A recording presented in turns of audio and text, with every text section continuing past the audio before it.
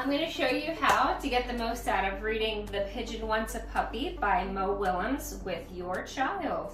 We're going to get the most out of reading comprehension with these questions.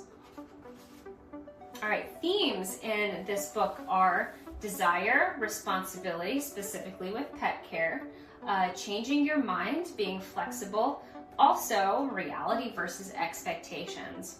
On this page, I want you to ask, what is Pigeon like? It's important to really nail down what kind of a bird Pigeon is. Pigeon is very smitten with the idea of a puppy. He is avid about this idea. He is excited about this idea. He is also fickle.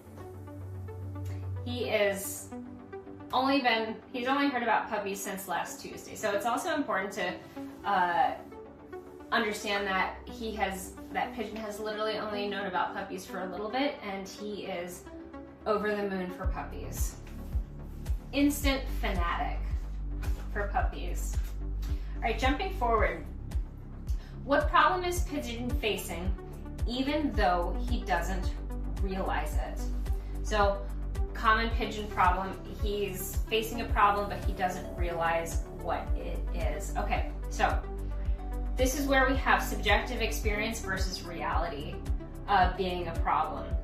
Pigeon says that puppies need water and sunshine, so we know that Pigeon has no idea what he's talking about. That is his subjective experience. He believes that to be true. However, in reality, we know that that is not true. So, the problem Pigeon has is that the reality of what he believes is just not true. That is the problem that we know Pigeon has. Pigeon doesn't know he has that problem. Related question, character development. What problem does Pigeon think he is facing?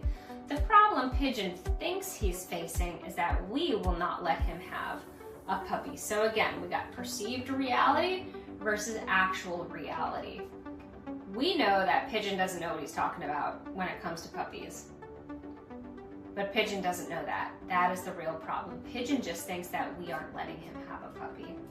So perceived reality versus actual reality is the problem here. Pigeon thinks we're just being mean, but we're not. All right, character relationships. How do we make things worse for Pigeon? Again, Pigeon thinks we're making things worse because we don't want him to have a puppy. However, we aren't actually making things worse for Pigeon because we just know better than him. We know that he doesn't know what he's talking about when it comes to having a puppy. Follow-up question, what problem doesn't Pigeon understand? Pigeon doesn't understand that he doesn't know what he's talking about when it comes to a puppy. He's got his own reality, he's got his own ideas, and he's not changing those. Right. Oh, yep, that is it. Okay. Here we are, integrating visual information. So we're actually going to talk about this illustration. What detail can the illustration show us better in images than in words?